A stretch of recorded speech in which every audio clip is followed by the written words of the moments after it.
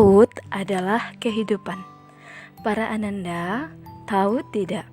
Indonesia dikelilingi banyak sekali pulau, sehingga ada banyak lautan yang menghampar di seluruh Nusantara. Namun, menurut Badan Statistik, sebanyak 64 juta ton sampah plastik selalu menggunung di Indonesia. Dan 3,2 juta tonnya dibuang ke laut. Bahkan, Indonesia menjadi negara penghasil plastik terbesar setelah Tiongkok. Hal ini sungguh sangat disayangkan.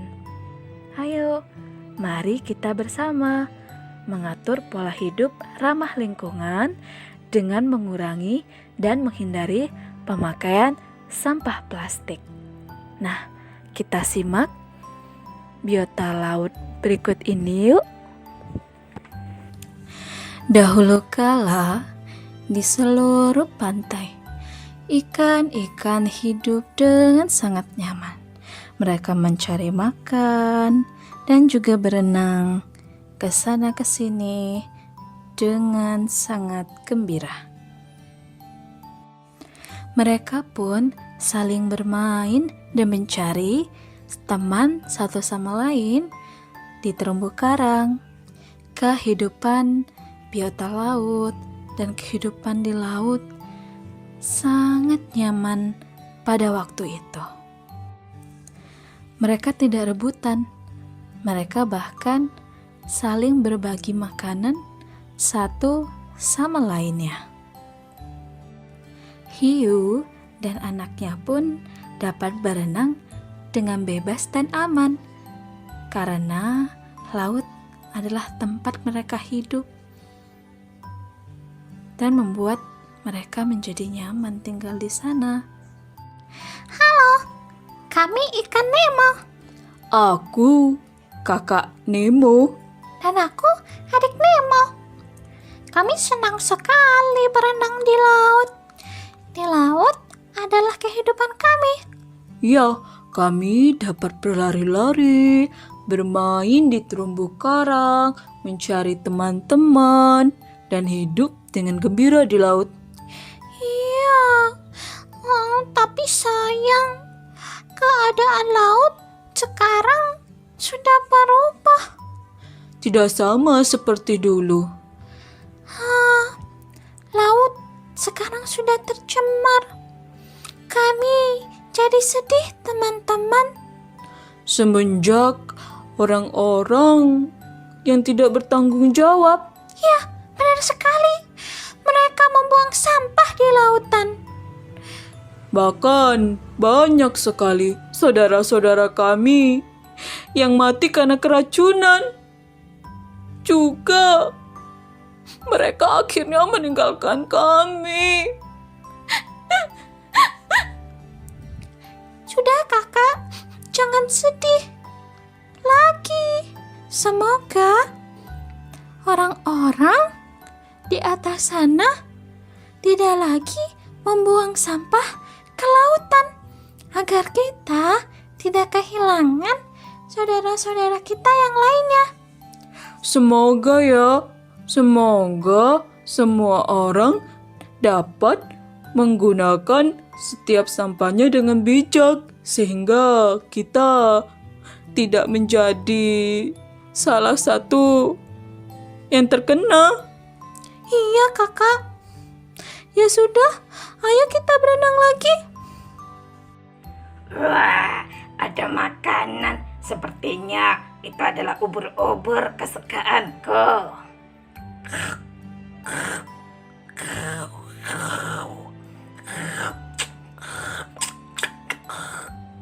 Sayang sekali, hiu sampai tidak kelihatan.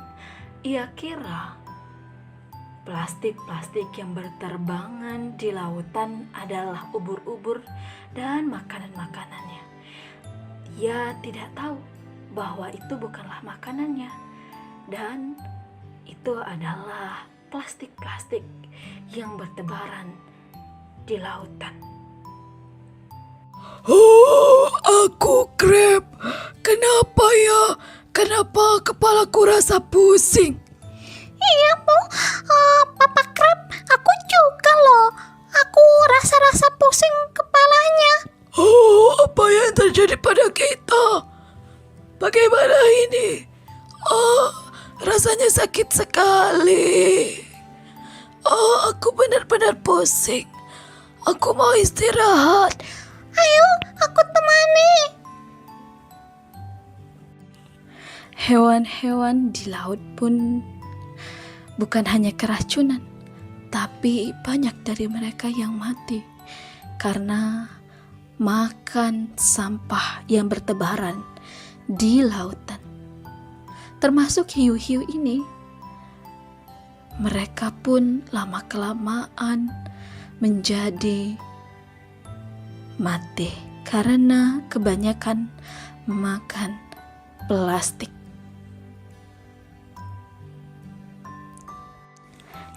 Kakak, Ya, Nemo. kenapa kakak masih terlihat sedih? Ya, karena aku takut kebanyakan dari keluarga kita semua akan mati karena mereka makan sampah-sampah plastik yang bertebaran. Benar.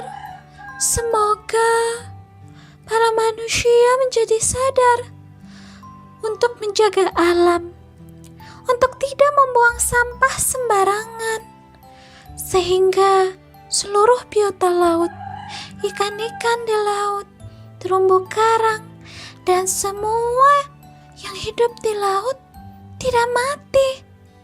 Ya, benar sekali.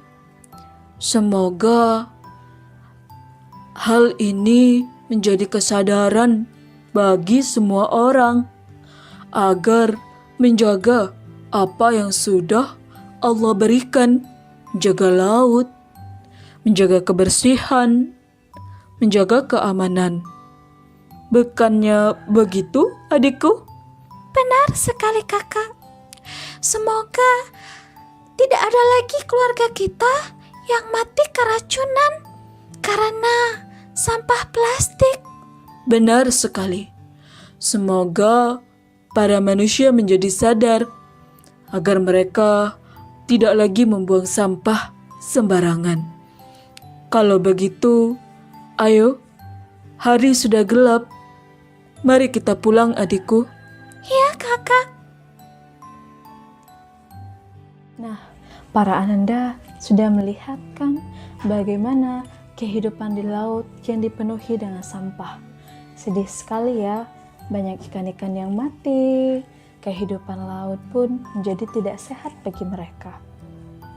Lantas, bagaimana ya solusi yang bisa kita lakukan untuk mengurangi dampak penggunaan plastik? Nah, cara yang pertama adalah kita harus menghadapi pola hidup yang sehat dengan mengurangi penggunaan sampah plastik. Setelah itu, yang kedua, kita harus membuang sampah pada tempatnya. Sediakan mana sampah yang organik dan mana sampah yang anorganik, sehingga dapat dibedakan keduanya. Ketika sampah anorganik seperti plastik tidak dipisahkan, maka dia akan sulit terurai. Hal yang selanjutnya yang dapat kita lakukan untuk mengurangi penggunaan plastik adalah kita memakai kantong belanja sendiri untuk mengurangi penggunaan plastik. Nah, yang selanjutnya, sampah-sampah plastik ini dapat kita jadikan eco-brick. Eco-brick ini bahannya sangat mudah. Kita hanya perlu botol yang sudah tidak digunakan. Lalu kita isi dengan berbagai macam bahan plastik yang sudah tidak digunakan, sehingga mengurangi dampak penggunaan plastik dan mengurangi pencemaran udara ketika dibakar. Oh iya, fungsi eco-brick sendiri adalah untuk mengisi bantalan pada kursi, untuk mengisi spring bed. Terus hal ini sangat mudah didapat bahannya dari sampah-sampah yang ada. Caranya adalah sampah plastik yang ada boleh kita gunting terlebih dahulu agar ia dapat lebih mudah masuk ke dalam botol yang sudah disediakan. Wah, Ananda di rumah pasti bisa melakukannya karena hal ini sangat mudah dilakukan. Betul bukan? Dan hal ini dapat mengurangi dampak dari penggunaan plastik yang terjadi di Indonesia sendiri. Nah, kalau kita sayang pada bumi kita, maka kita harus merawatnya. Ini adalah salah satu bentuk cara merawat bumi kita dengan mengurangi penggunaan plastik. Tahu tidak teman-teman?